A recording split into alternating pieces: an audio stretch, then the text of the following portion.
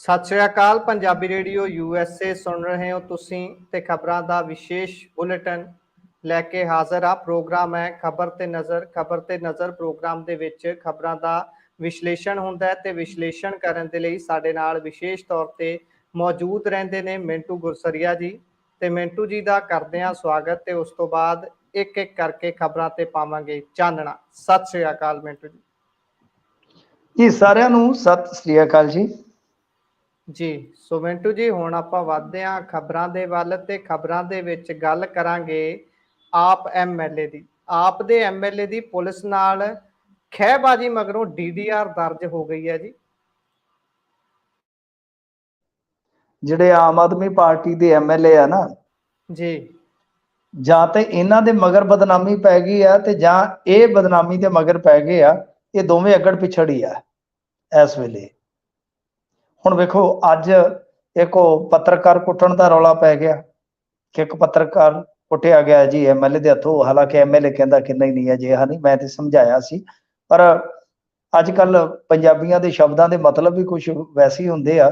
5-7 ਧੱਫੇ ਮਾਰ ਕੇ ਕਹਿੰਦੇ ਲੈ ਹੁਣ ਗਾਂ ਤੋਂ ਟਿਕ ਜੀ, ਮੈਂ ਤੈਨੂੰ ਇੱਕ ਵਾਰੀ ਸਮਝਾ ਦਿੱਤਾ ਹੈ। ਵੀ ਬੰਦਾ ਪੁੱਛੇ ਹੁਣ ਕਸਰ ਕੀ ਰਹਿ ਗਈ ਆ।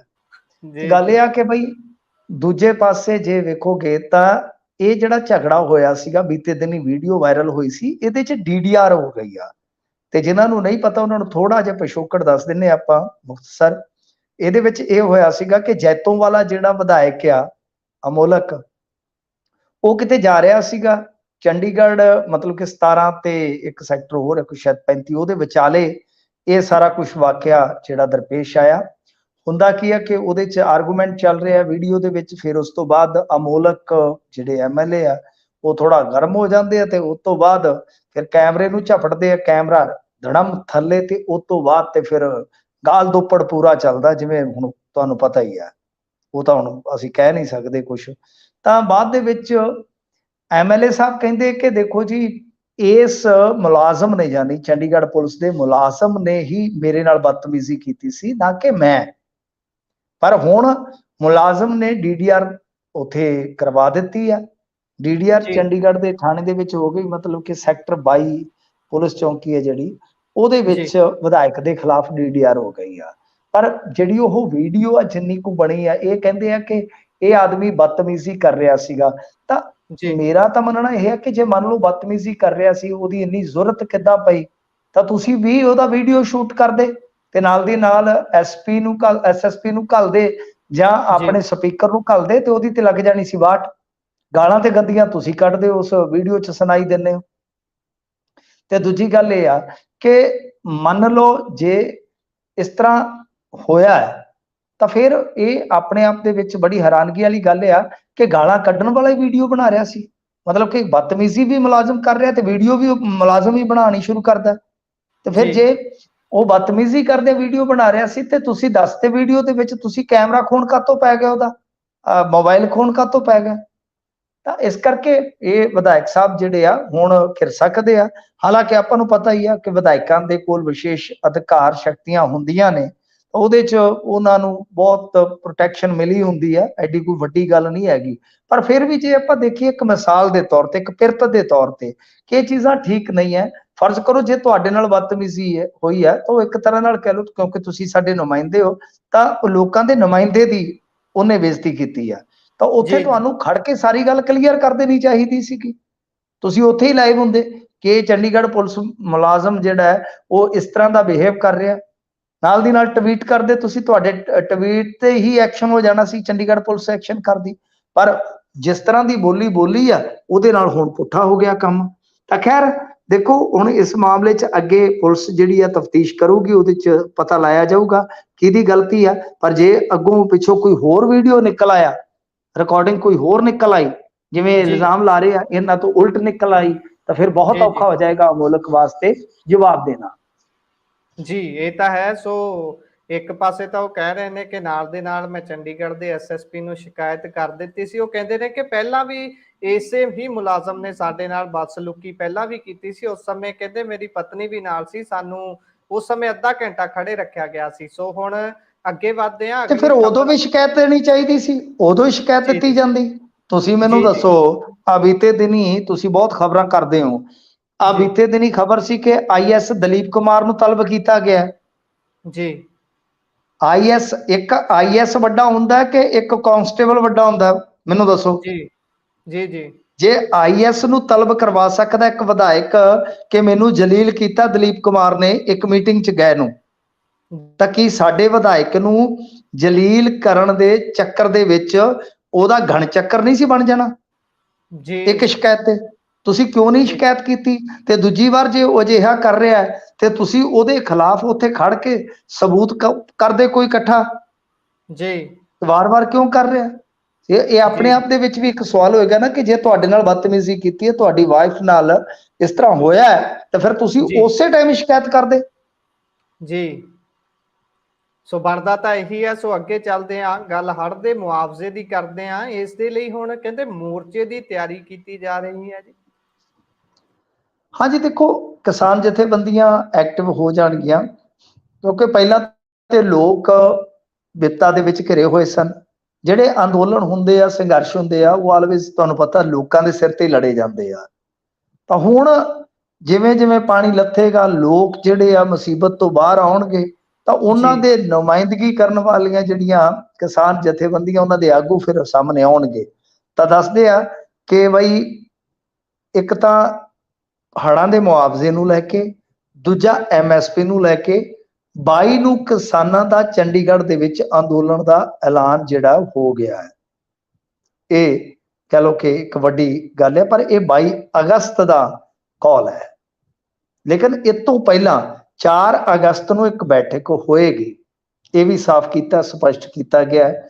22 ਅਗਸਤ ਨੂੰ ਚੰਡੀਗੜ੍ਹ ਦੇ ਵਿੱਚ 6 ਰਾਜ, ਪੰਜਾਬ, ਹਰਿਆਣਾ, ਰਾਜਸਥਾਨ, ਉੱਤਰਾਖੰਡ, ਯੂਪੀ, ਹਿਮਾਚਲ ਤੇ ਜੀ ਭਾਰਤੀ ਜੋ ਮਤਲਬ ਕਿ ਜਿਹੜੇ ਇਹਨਾਂ ਤੋਂ ਹੋਣਗੇ, ਭਾਰਤੀ ਕਿਸਾਨ ਯੂਨੀਅਨ ਸ਼ਹੀਦ ਭਗਤ ਸਿੰਘ, ਕਿਸਾਨ ਜੀ ਸੰਘਰਸ਼ ਕਮੇਟੀ ਪੰਜਾਬ, ਜੀ ਭਾਰਤੀ ਕਿਸਾਨ ਯੂਨੀਅਨ ਕ੍ਰਾਂਤੀਕਾਰੀ, ਭਾਰਤੀ ਕਿਸਾਨ ਯੂਨੀਅਨ ਏਕਤਾ ਆਜ਼ਾਦ, ਜੀ ਇਹ ਉਗਰਾਹਾਂ ਵਾਲੇ ਅੱਡ ਹੈ। ਭਾਰਤੀ ਕਿਸਾਨ ਏਕਤਾ ਜਿਹੜੀ ਯੂਨੀਅਨ ਹੈ ਉਹ ਉਗਰਾਹਾਂ ਵਾਲੇ ਅੱਡ ਜੀ ਹੋ ਗਏ, ਤੇ ਰਾਸ਼ਟਰੀ ਕਿਸਾਨ ਸੰਗਠਨ, ਆਜ਼ਾਦ ਕਿਸਾਨ ਕਮੇਟੀ ਜਿਹੜੀ ਹੈ ਦਵਾਬਾ, ਭਾਰਤੀ ਕਿਸਾਨ ਮਜ਼ਦੂਰ ਯੂਨੀਅਨ, ਪਗੜੀ ਸੰਭਾਲ ਜੱਟਾ ਸੰਘਰਸ਼ ਕਮੇਟੀ, ਭੂਮੀ ਬਚਾਓ ਉੱਤਰਾਖੰਡ ਇਤਿਆਦਿਕ ਸੰਗਠਨ ਜਿਹੜੇ ਆ ਉਹ ਇਸ ਅੰਦੋਲਨ 'ਚ ਸ਼ਾਮਲ ਹੋਣਗੇ।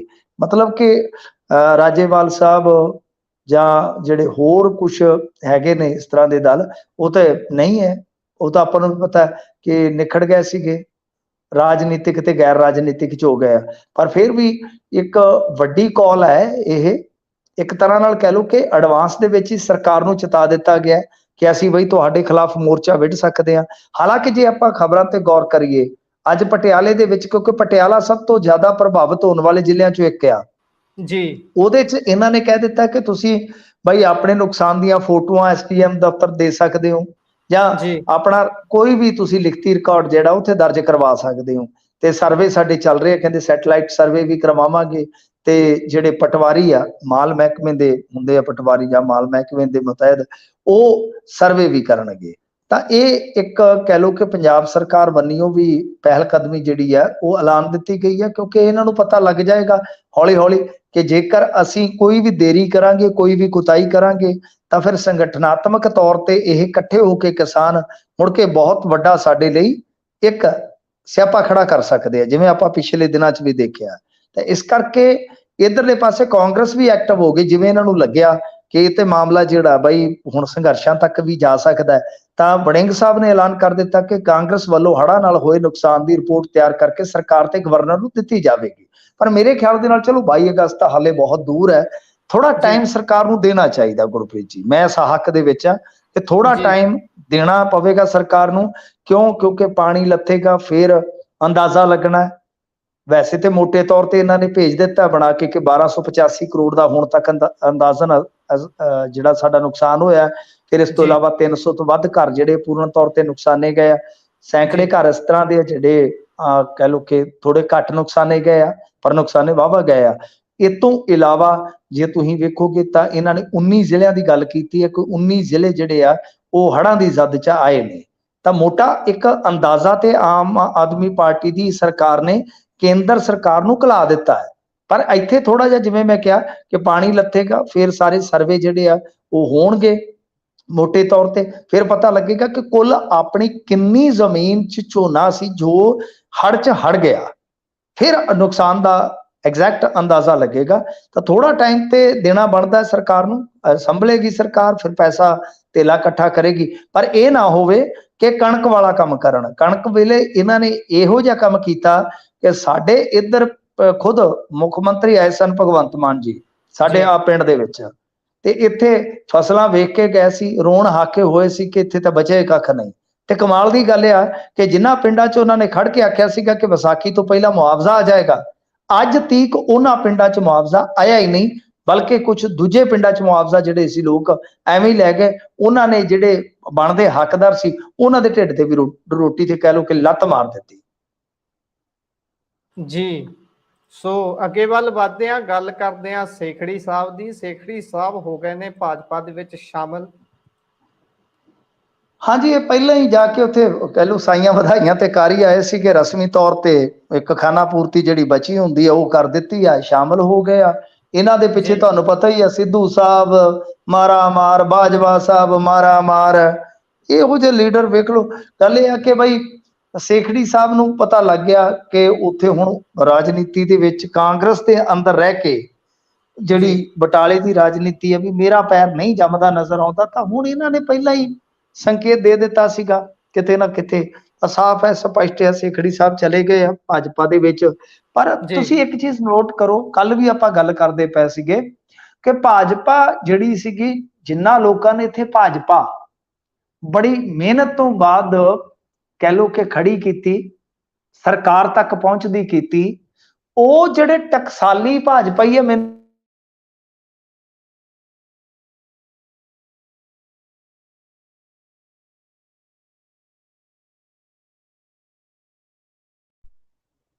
ਅਦਰਵਾਈਜ਼ ਜੇ ਤੁਸੀਂ ਵੇਖੋਗੇ ਕੱਲ ਜਦੋਂ ਮਨਪ੍ਰੀਤ ਸਿੰਘ ਬਾਦਲ ਵਿਜੀਲੈਂਸ ਤੇ ਪੇਸ਼ ਹੋਇਆ, ਉੱਥੇ ਬਠਿੰਡੇ ਦਾ ਕੋਈ ਵੀ ਵੱਡਾ ਭਾਜਪਾ ਦਾ ਆਗੂ ਤੁਹਾਨੂੰ ਦਿਖਾਈ ਨਹੀਂ ਦੇਵੇਗਾ, ਸਾਰੇ ਕਾਂਗਰਸੀ ਵਰਕਰ ਸੀਗੇ ਪਹਿਲਾਂ ਵਾਲੇ।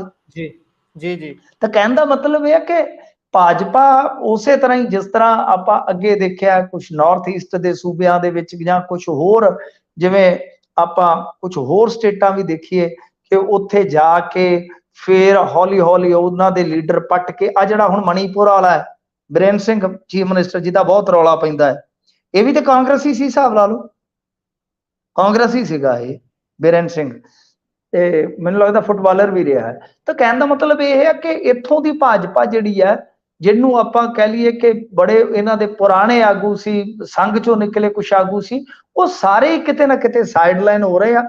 ਤਾਂ ਹੁਣ ਟੋਟਲੀ ਜਿਹੜੇ ਚਮਕਣਗੇ ਤਾਂ ਮੈਨੂੰ ਲੱਗਦਾ ਜ਼ਿਆਦਾਤਰ ਉਹੀ ਜਿਹੜੇ ਕਾਂਗਰਸ ਦੇ ਵਿੱਚ ਲੰਬਾ ਸਮਾਂ ਖੇਡ ਕੇ ਆਏ ਆ। ਤਾਂ ਕੁੱਲ ਮਿਲਾ ਕੇ ਭਾਜਪਾ ਦੇ ਜਿੰਨੇ ਵੀ ਧੜੇ ਸੀਗੇ ਉਹ ਦਰਕਨਾਰ ਕਰ ਦਿੱਤੇ ਗਏ ਆ। ਤਾਂ ਲੱਗਦਾ ਇਹੋ ਹੀ ਹੈ ਕਿ ਆਉਣ ਵਾਲੇ ਸਮੇਂ ਦੇ ਵਿੱਚ ਪੁਰਾਣੇ ਕਾਂਗਰਸੀ ਹੀ ਇਧਰੋਂ ਭਾਜਪਾ ਵੱਲੋਂ ਜ਼ਿਆਦਾਤਰ ਖੇਡਦੇ ਨਜ਼ਰ ਆਉਣਗੇ ਆਪਾਂ ਨੂੰ। ਜੀ, ਸੋ ਭਾਜਪਾ ਕਹਿਣ ਦਾ ਮਤਲਬ ਪੰਜਾਬ 'ਚ ਕਾਂਗਰਸ ਦੇ ਰੰਗ 'ਚ ਰੰਗੀ ਰੰਗੀ ਨਜ਼ਰ ਆਊਗੀ। ਸੋ ਅੱਗੇ ਇਹਦਾ ਮਤਲਬ ਇਹ ਨਹੀਂ ਹੈ ਕਿ ਇਕੱਲਾ ਕਾਂਗਰਸੀ, ਉਧਰੋਂ ਢੀਂਡਸਾ ਸਾਹਿਬ ਦੇ ਮੋਢੇ ਤੇ ਜਿਹੜਾ ਹੱਥ ਰੱਖ ਕੇ ਥਾਪੀ ਦਿੱਤੀ ਹੈ ਨਾ, ਢੀਂਡਸਾ ਸਾਹਿਬ ਅਕਾਲੀਆਂ ਨੂੰ ਖਿੱਚੀ ਲਿਆਉਣਗੇ, ਜਿਹੜੇ ਦਬੇ ਘੁੱਟੇ ਜੇ ਉਹਨਾਂ ਨੂੰ ਕਹਿਣਗੇ ਸਿੱਧਾ ਭਾਜਪਾ 'ਚ ਨਹੀਂ ਜਾਣਾ ਤੇ ਕੋਈ ਗੱਲ ਨਹੀਂ, ਵਾਇਆ ਸੰਗਰੂਰ ਆ ਜਾਓ। ਜੀ, ਜੋ ਇਹ ਤਾਂ ਹੈ, ਉਹਨਾਂ ਨੇ ਜਿਹੜਾ ਹੱਥ ਰੱਖਿਆ ਉਦੋਂ ਬਾਅਦ ਬਾਹਲੇ ਸਰਗਰਮ ਨਜ਼ਰ ਆ ਰਹੇ ਨੇ। ਢੀਂਡਸਾ ਸਾਹਿਬ ਉਧਰੋਂ ਕਹਿੰਦੇ ਵੀ ਉਹਨਾਂ ਨੇ SGPC ਦੀਆਂ ਚੋਣਾਂ ਵੱਲ ਨੂੰ ਵੀ ਤਿਆਰੀ ਸ਼ੁਰੂ ਕਰਤੀ ਆ, ਕਹਿੰਦੇ ਜੋ ਹੋਊਗਾ ਦੇਖੀ ਜਾਊਗੀ। ਅੱਗੇ ਚੱਲਦੇ ਆ, ਕਾਰਾਂ ਦੀ ਚੋਰੀ ਰੋਕਣ ਲਈ ਪੰਜਾਬ ਸਰਕਾਰ ਦੀ ਪਹਿਲ ਕਦਮੀ ਹੋਈ ਹੈ ਜੀ, ਕੀ ਹੈ ਇਹ ਪਹਿਲ ਕਦਮੀ? ਦੇਖੋ, ਕਾਰਾਂ ਤੇ ਮੋਟਰਸਾਈਕਲ ਇਹਨਾਂ ਦੀ ਤੇ ਚੋਰੀ ਬਹੁਤ ਜ਼ਿਆਦਾ ਹੈ ਪੰਜਾਬ ਦੇ ਵਿੱਚ, ਬੜੀ ਜ਼ਿਆਦਾ। ਆ ਮੋਟਰਸਾਈਕਲ ਤੇ ਮਤਲਬ ਕਿ ਪਤਾ ਨਹੀਂ ਕੀ ਕਰਦੇ ਆ, ਅੱਖ ਤੇ ਫੋਰ ਦੇ ਨਾਲ ਹੀ ਲੈ ਜਾਂਦੇ ਨੇ ਮੋਟਰਸਾਈਕਲ। ਆ ਜਿਹੜੇ ਸਪਲੈਂਡਰ ਜੇ ਇਹਨਾਂ ਨੂੰ ਤਾਂ ਕੋਈ ਸਮਝਦੇ ਹੀ ਨਹੀਂ, ਉਹ ਚੋਰ ਜਿਹੜੇ ਆ। ਤੁਸੀਂ ਦੇਖਿਆ ਹੋਣਾ ਪੁਲਿਸ ਵਾਲੇ ਵੀ ਬਹੁਤੀ ਕੋਸ਼ਿਸ਼ ਨਹੀਂ ਕਰਦੇ। ਹੁਣ ਜਦੋਂ ਇੱਕ ਫੜਿਆ ਜਾਂਦਾ ਉਹਦੇ ਤੋਂ 40-50 ਫੜੇ ਜਾਂਦੇ ਤੇ ਫਿਰ ਨੰਬਰਾਂ ਦੀ ਲਿਸਟ ਪਾ ਦਿੰਦੇ WhatsApp 'ਚ, ਕਿਆ ਫੜੇ ਆ ਬਾਈ, ਸਿਆਣ ਕੇ ਲੈ ਜਾਓ ਆਪਦਾ। ਅਸੀਂ ਕੀ ਕਰੀਏ ਹੁਣ? ਤਾਂ ਇੱਥੇ ਤੇ ਫਿਰੋਜ਼ਪੁਰ ਦੇ ਸੀਗੇ 2-3, ਉਹ ਚੰਡੀਗੜ੍ਹ ਜਾਂਦੇ, ਚੰਗਾ ਉੱਥੇ ਖਾਣਾ ਵਾਣਾ ਖਾਂਦੇ ਤੇ ਉਧਰੋਂ ਫਿਰ ਮਤਲਬ ਕਿ ਚੱਕਦੇ ਮੋਟਰਸਾਈਕਲ ਤੇ ਇੱਧਰ ਨੂੰ, ਸਸਤੇ ਰੇਟਾਂ 'ਚ ਉਹਨਾਂ ਨੇ ਵੀ ਸੇਲ ਲਾ ਰੱਖੀ ਸੀ, ਪਿਛਲੇ ਦਿਨ ਉਹ ਫੜੇ ਗਏ ਨੇ। ਮੋਟਰਸਾਈਕਲ ਤਾਂ ਨਿਹਾਇਤ ਜ਼ਿਆਦਾ ਚੋਰੀ ਹੋ ਰਹੇ ਨੇ, ਦੂਜੇ ਪਾਸੇ ਕਹਿੰਦੇ ਕਿ ਪੰਜਾਬ ਦੇ ਵਿੱਚ ਹਰ ਦਿਨ ਔਸਤਨ 3 ਕਾਰਾਂ ਵੀ ਚੋਰੀ ਹੋ ਰਹੀਆਂ ਨੇ, ਔਸਤਨ ਮਤਲਬ ਕਿ ਮਹੀਨੇ ਦੀਆਂ 100। ਤੇ ਚੋਰਾਂ ਨੂੰ ਫੜਨ ਲਈ ਹੁਣ ਇਹ ਪ੍ਰੋਜੈਕਟ ਲੈ ਕੇ ਆਏ ਨੇ, ਹਾਈਟੈਕ ਬੈਰੀਅਰ। ਇਸ ਤਰ੍ਹਾਂ ਦੇ ਬੈਰੀਅਰ ਹੋਣਗੇ ਕਿ ਗੱਡੀ ਜਦੋਂ ਨਿਕਲੇਗੀ, ਨਿਕਲਦਿਆਂ ਹੀ ਉਹ ਸਕੈਨ ਹੋ ਜਾਏਗੀ, ਪੁਲਿਸ ਨੂੰ ਅਲਰਟ ਦੇ ਦੇਗੀ, ਮਤਲਬ ਕਿ ਜਿੱਥੋਂ ਵੀ ਚੋਰੀ ਹੋਏਗੀ ਜਿਹੜੇ ਆ ਵੀ ਉਹਦਾ ਨੰਬਰ ਹੋਏਗਾ, ਨਾਲ ਦੀ ਨਾਲ ਫਿਰ ਉਹ ਜਦੋਂ ਜਿਵੇਂ ਆਪਾਂ ਦੇਖਦੇ ਹਾਂ ਟੋਲ ਪਲਾਜ਼ਿਆਂ ਤੇ ਉਹ ਬੈਰੀਅਰ ਟਾਈਪ ਨਹੀਂ ਹੁੰਦੇ, ਕਿ ਇਸ ਤਰ੍ਹਾਂ ਦੇ ਹਾਈਟੈਕ ਬੈਰੀਅਰ ਲਾ ਦਿੱਤੇ ਜਾਣਗੇ। ਉਹ ਜਿਹੜਾ ਨੰਬਰ, ਕਿਉਂਕਿ ਆ ਦੇਖੋ ਹਾਈ ਸਿਕਿਉਰਿਟੀ ਨੰਬਰ ਪਲੇਟਾਂ ਜਿਹੜੀਆਂ ਨੇ ਨਾ, ਇਹਨਾਂ ਦਾ ਫਾਇਦਾ ਤੇ ਅਸਲ ਦੇ ਵਿੱਚ ਬਹੁਤ ਆ, ਬਹੁਤ ਫਾਇਦਾ ਹੈ ਇਹਨਾਂ ਦਾ, ਪਰ ਆਪਣੇ ਹਾਲੇ ਆ ਪੁਲਿਸ ਵਾਲੇ ਨਹੀਂ ਲਵਾ ਪਾਏ। ਪੁਲਿਸ ਵਾਲੇ ਮੈਂ ਤਾਂ ਦੇਖਦਾ ਜ਼ਿਆਦਾਤਰ ਪੁਲਿਸ ਵਾਲਿਆਂ ਦੀਆਂ ਕਾਰਾਂ ਤੇ ਨਹੀਂ ਲੱਗੀ ਹੁੰਦੀ, ਉਦਾਂ ਹੀ ਦੱਬੀ ਆਉਂਦੇ ਨੇ। ਜੀ ਤੇ ਖੈਰ ਹੁਣ ਇਹਨਾਂ ਨੇ ਇਹ ਪ੍ਰੋਜੈਕਟ ਜਿਹੜਾ ਉਹ ਸ਼ੁਰੂ ਕਰਨਾ। ਵੈਸੇ ਇਹ ਦੇਣਗੇ, ਤਵੱਜੋ ਤਾਂ ਦੇਣਗੇ, ਕਿਉਂਕਿ ਅੱਗੇ ਸੜਕ ਸੁਰੱਖਿਆ ਦਸਤੇ ਦਾ ਐਲਾਨ ਕੀਤਾ। ਹੁਣ ਇਹਨਾਂ ਨੇ ਕਿਹਾ ਕਿ ਇਹ ਪ੍ਰੋਜੈਕਟ ਜਿਹੜਾ ਅਸੀਂ ਲੈ ਕੇ ਆਵਾਂਗੇ, ਇਹ ਪੋਰਟੇਬਲ ਹੋਏਗਾ ਬੈਰੀਅਰ, ਕਿਤੇ ਵੀ ਤੁਸੀਂ ਲਿਜਾ ਸਕਦੇ, ਕਿਤੇ ਵੀ ਇਹਦਾ ਇਸਤੇਮਾਲ ਕਰ ਸਕਦੇ ਹੋ। ਮਤਲਬ ਕਿ ਜਿਵੇਂ ਉਹ ਡੰਡਾ ਜਾਂ ਥੱਲੇ ਨੂੰ ਸੁੱਟ ਦਿੰਦੇ ਆ ਉੱਥੇ ਆ ਟੋਲ ਪਲਾਜ਼ਿਆਂ ਤੇ। ਤੇ ਦੂਜੇ ਪਾਸੇ ਇਹਦੇ 3 ਫਾਇਦੇ ਗਿਣਾਏ ਨੇ ਇਹਨਾਂ ਨੇ ਕਿ ਗੱਡੀ ਦੇ ਰਜਿਸਟ੍ਰੇਸ਼ਨ ਨੰਬਰ ਨੂੰ ਆਸਾਨੀ ਨਾਲ ਸਕੈਨ ਕੀਤਾ ਜਾ ਸਕੇਗਾ, ਨੰਬਰ 1। ਨਾਕਿਆਂ ਤੋਂ ਚੋਰੀ ਦੀਆਂ ਗੱਡੀਆਂ ਜਦੋਂ ਵੀ ਲੰਘਣਗੀਆਂ ਉਹਨਾਂ ਨੂੰ ਸਰਚ ਕਰਨਾ ਆਸਾਨ ਹੋਏਗਾ। ਲੁਟੇਰੇ, ਗੈਂਗਸਟਰ ਤੇ ਸਨੈਚਰ ਜਿਹੜੇ ਆ ਉਹ ਫੜੇ ਜਾਣਗੇ ਇਹਦੇ ਨਾਲ। ਤੀਸਰਾ ਸਭ ਤੋਂ ਵੱਡਾ ਫਾਇਦਾ, ਨਾਕਿਆਂ ਤੇ ਗੱਡੀਆਂ ਦੀਆਂ ਨੰਬਰ ਪਲੇਟ ਜਿਹੜੇ ਹੁੰਦੇ ਆ ਨੋਟ ਕਰਨ ਦੇ ਲਈ ਲਾਏ ਜਾਣ ਵਾਲੇ ਪੁਲਿਸ ਕਰਮੀਆਂ ਦੀ ਜਿਹੜੀ ਆ ਉਹ ਸੰਖਿਆ ਘਟ ਜਾਏਗੀ। ਮਤਲਬ ਇਸ ਤਰ੍ਹਾਂ ਡਾਟਾ ਕਲੈਕਟ ਜਿਹੜਾ ਉਹ ਆਸਾਨੀ ਨਾਲ ਹੋ ਜਾਏਗਾ।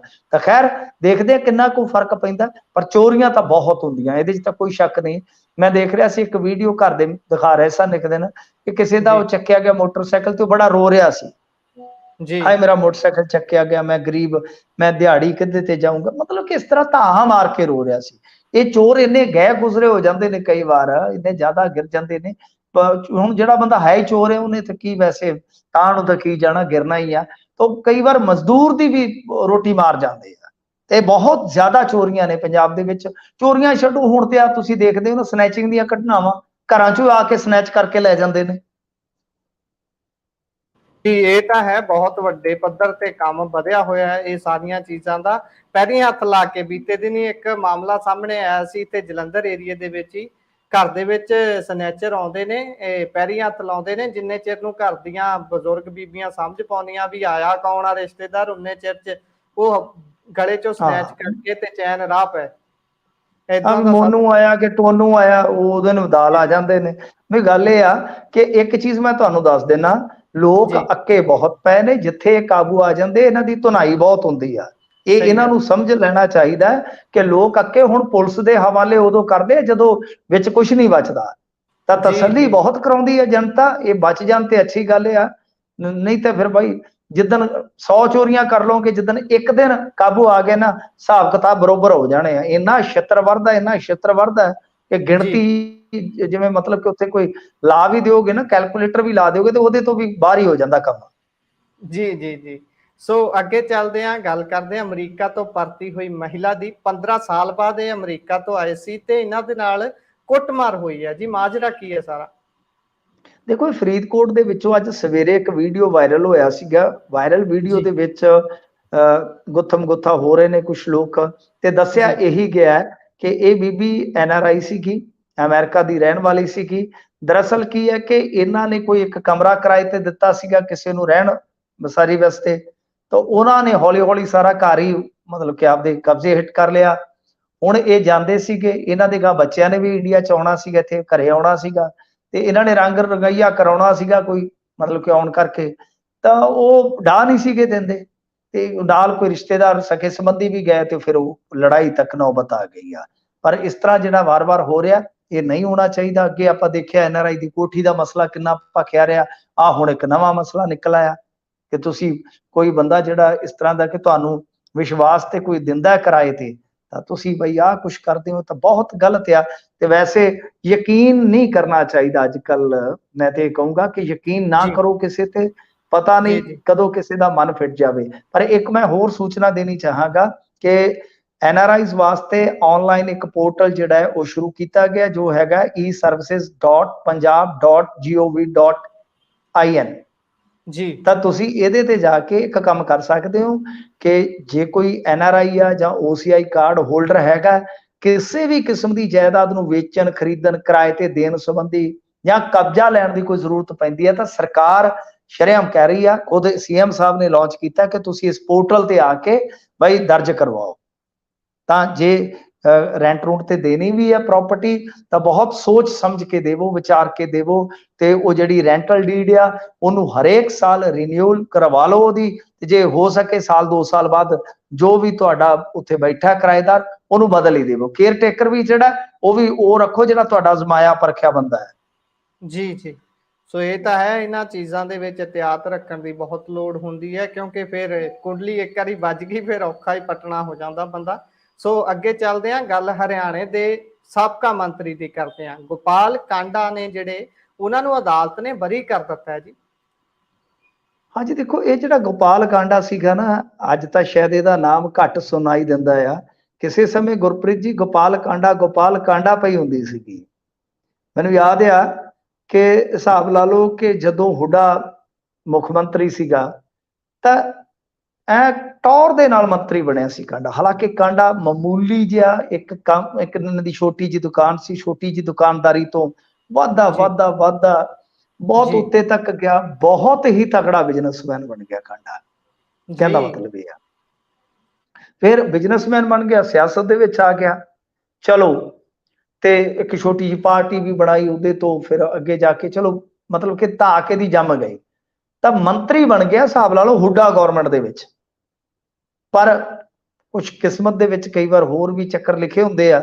ਤਾਂ ਇੱਕ 에ਅਰ ਹੋਸਟੈਸ ਜਿਹੜੀ ਇਹਦੇ ਕੋਲ ਕੰਮ ਕਰਦੀ ਸੀ, ਗੀਤਿਕਾ, ਉਹਨੇ ਖੁਦਕੁਸ਼ੀ ਕਰ ਲਈ ਸੀ ਤੇ ਸਾਰਾ ਦੋਸ਼ ਇਹਦੇ ਤੇ ਲਾਇਆ ਗਿਆ ਸੀਗਾ, ਇੱਕ ਇਹਦੇ ਤੇ ਇੱਕ ਸੀਨੀਅਰ ਮੈਨੇਜਰ ਅਰੁਣ ਚੱਡਾ ਤੇ। ਇਹਨਾਂ ਨੂੰ ਜ਼ਿੰਮੇਵਾਰ ਠਹਿਰਾਇਆ ਗਿਆ ਸੀਗਾ।